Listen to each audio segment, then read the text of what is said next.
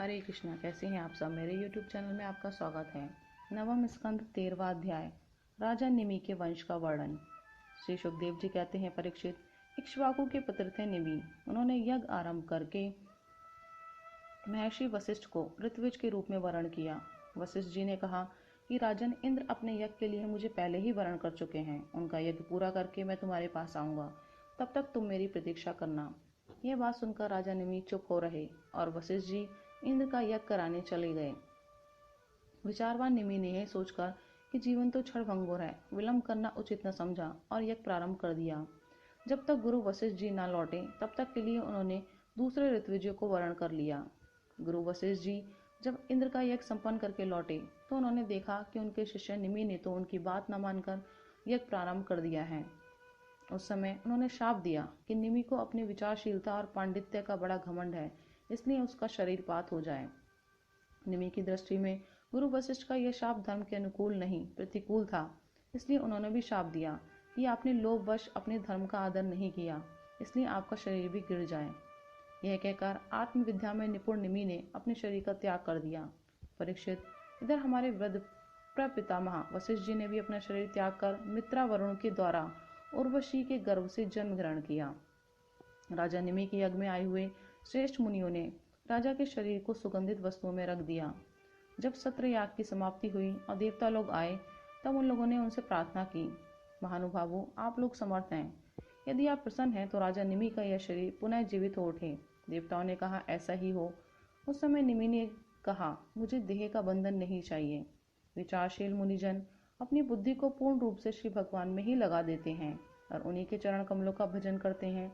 एक न एक दिन यह शरीर अवश्य ही छूटेगा।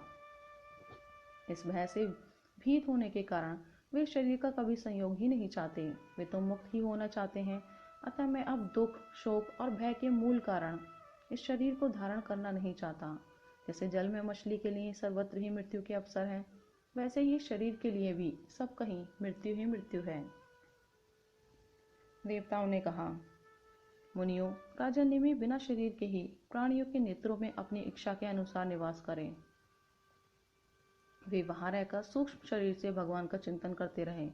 पलक उठने और गिरने से उनके अस्तित्व का पता चलता रहेगा।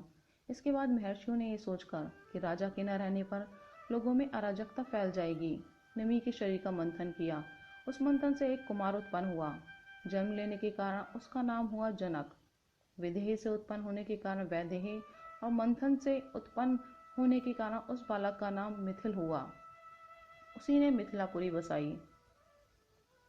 परीक्षित, जनक का उदावसु, उसका नंदीवर्धन, नंदीवर्धन का सुकेतु, उसका देवरात, देवरात का बृहद्रथ, बृहद्रथ का महावीर्य, महावीर्य का सुधृति, सुधृति का धृष्टकेतु, धृष्टकेतु का हर्यश्व और उसका मरु नामक पुत्र हुआ। मरु से पृथ्वीपक, पृथ्वीपक से कृतिरथ, कृतिरथ से देवमीड़, देवमीड़ से विश्रुत और विश्रुत से महाधृति का जन्म हुआ। महाधृति का कृतिरात, कृतिरात का महारोमा, महारोमा का स्वर्णरोमा और स्वर्णरोमा का पुत्र हुआ हर्षरोमा। इसी हर्षरोमा के पुत्र महाराज शीरध्वज थे। वे जब यज्ञ के लिए धरती जोत रहे थे तब उनके शीर हल के अग्रवाग फाल से सीता जी की उत्पत्ति हुई। इसी से उनका नाम शीरध्वज पड़ा। शीरध्वज के कुशध्वज, कुशध्वज के धर्मध्वज और धर्मध्वज के दो पुत्र हुए, कृतध्वज और मितध्वज। कृतध्वज के केशीध्वज और मितध्वज के खांडिक्य हुए। परीक्षित, केशीध्वज आत्मविद्या में बड़ा प्रवीण था। खांडिक्य था कर्मकांड का मर्मज्ञ। वह केशीध्वज से भयभीत होकर भाग गया। केशीध्वज का पुत्र भानुमान और भानुमान का शतधूम्न था। शतधूम्न से शुचि, शुचि से संध्वाज, संध्वाज से ऊर्ध्वकेतु, ऊर्ध्वकेतु से अज, अज से पुरुजित, पुरुजित से अरिष्टनेमि, अरिष्टनेमि से श्रुतायु, श्रुतायु से सुपार्श्वक, सुपार्श्वक से चित्ररथ और चित्ररथ से मिथिलापति क्षेमदी का जन्म हुआ। क्षेमदी से समरथ, समरथ से सत्यरथ, सत्यरथ से उपगुरु और उपगुरु से उपगुप्त नामक पुत्र हुआ। यह अग्नि का अंश था।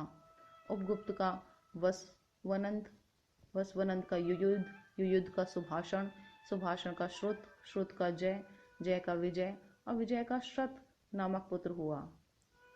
रथ का शुनक, शुनक का वीथव्य, वीथव्य का धृति, धृति का बहुलाश्व, बहुलाश्व का कृति और कृति का पुत्र हुआ महावशी। परीक्षित के मिथिल के वंश में उत्पन्न सभी नरपति मैथिल कहलाते हैं। ये सब के सब आत्मज्ञान से संपन्न एवं गृहस्थ आश्रम में रहते हुए भी सुख दुख आदि द्वंद्वों से मुक्त थे। क्यों ना हो, याज्ञवल्क्य के आदि बड़े बड़े योगेश्वरों की इन पर महान कृपा जो थी। राधे राधे।